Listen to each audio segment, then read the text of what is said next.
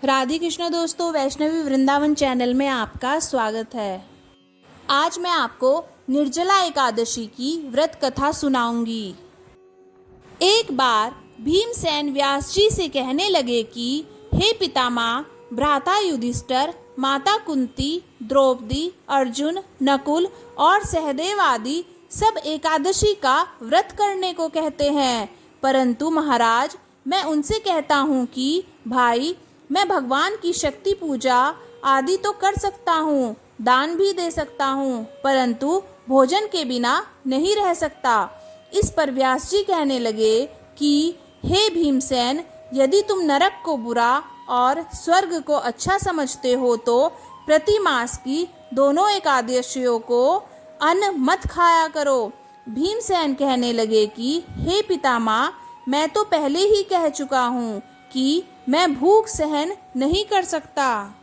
यदि वर्ष भर में कोई एक ही व्रत हो तो वह मैं रख सकता हूँ, क्योंकि मेरे पेट में व्रत नाम वाली अग्नि है। सो मैं भोजन किए बिना नहीं रह सकता। भोजन करने से वह शांत रहती है, इसलिए पूरा उपवास तो क्या, एक समय भी बिना भोजन किए रहना कठिन है।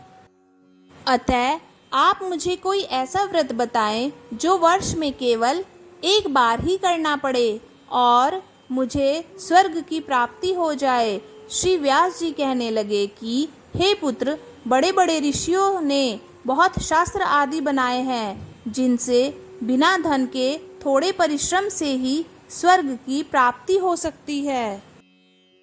इसी प्रकार शास्त्रों में दोनों पक्षों की एकादशी का व्रत मुक्ति के लिए रखा जाता है। व्यास जी के वचन सुनकर भीमसेन नरक में जाने के नाम से भयभीत हो गए और कांपकर कहने लगे कि अब मैं क्या करूं? मास में 2 व्रत तो मैं कर नहीं सकता। हाँ, वर्ष में एक व्रत करने का प्रयत्न अवश्य कर सकता हूँ। अतः वर्ष में एक दिन व्रत करने से यदि मेरी मुक्ति हो जाए तो ऐसा कोई व्रत बताइए। यह सुनकर व्यास जी कहने लगे कि वृषभ और मिथुन की संक्रांति के बीच ज्येष्ठ मास के शुक्ल पक्ष की जो एकादशी आती है उसका नाम निर्जला है। तुम उस एकादशी का व्रत करो। इस एकादशी के व्रत में स्नान और आचमन के सिवा जल वर्जित है। आचमन में 6 मासे से अधिक जल नहीं होना चाहिए, अन्यथा वह मद्यपान के सदृश हो जाता है। इस दिन भोजन नहीं करना चाहिए, क्योंकि भोजन करने से व्रत नष्ट हो जाता है। यदि एकादशी को सूर्योदय से लेकर द्वादशी के सूर्योदय तक जल ग्रहण न करें तो उसे सारी एकादशियों के व्रत का फल प्राप्त होता है। द्वादशी को सूर्योदय से पहले उठकर स्नान आदि करके ब्राह्मणों को दान आदि देना चाहिए। इसके पश्चात भूखे और सतपात्र ब्राह्मण को भोजन कराकर फिर आप अपना भोजन कर लें। इसका फल पूरे एक वर्ष की संपूर्ण एकादशियों के बराबर होता है। व्यास जी कहने लगे कि हे भीमसेन, यह मुझको स्वयं भगवान ने बताया है। इस एकादशी का पुण्य समस्त तीर्थों और दानों से भी अधिक है। केवल एक दिन मनुष्य निर्जल रहने से पापों से मुक्त हो जाता है।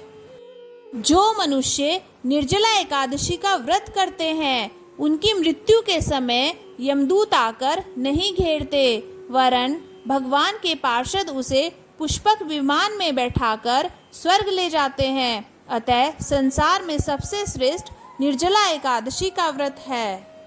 इसलिए यत्न के साथ इस व्रत को करना चाहिए।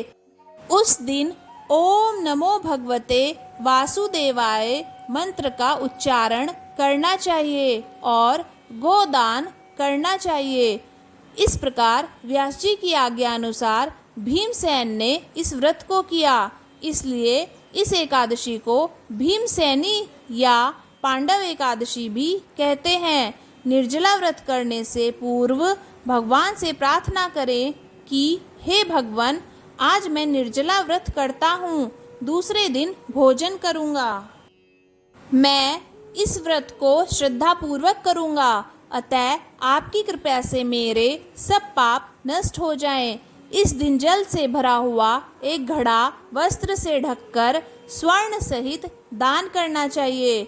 जो मनुष्य इस व्रत को करते हैं उनको करोड़ पल सोने के दान का फल मिलता है, और जो इस दिन यज्ञादिक करते हैं उनका फल तो वर्णन ही नहीं किया जा सकता।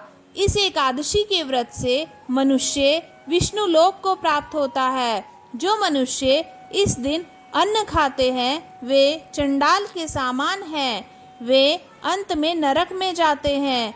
जिसने निर्जला एकादशी का व्रत किया है वह चाहे ब्रह्म हत्यारा हो, मद्यपान करता हो, चोरी की हो, गुरु के साथ द्वेष किया हो, मगर इस व्रत के प्रभाव से वह स्वर्ग में जाता है। हे कुंती पुत्र, जो पुरुष या स्त्री श्रद्धापूर्वक इस व्रत को करते हैं उन्हें अग्रलिखित कर्म करने चाहिए। प्रथम भगवान का पूजन, फिर गोदान, ब्राह्मणों को मिष्ठान व दक्षिणा देनी चाहिए तथा जल से भरे कलश का दान अवश्य करना चाहिए। निर्जला के दिन अन्न, वस्त्र, उपाहन मतलब जूता आदि का दान भी करना चाहिए। जो मनुष्य भक्ति पूर्वक इस कथा को पढ़ते हैं या सुनते हैं उन्हें निश्चय ही स्वर्ग की प्राप्ति होती है। दोस्तों, यह थी निर्जला एकादशी की व्रत कथा। अगर आपको ये वीडियो अच्छी लगी तो वीडियो को लाइक कीजिए, चैनल को सब्सक्राइब कीजिए और कमेंट बॉक्स में ओम नमो भगवते वासुदेवाय ज़रूर लिखिए। जय श्री राधे कृष्णा।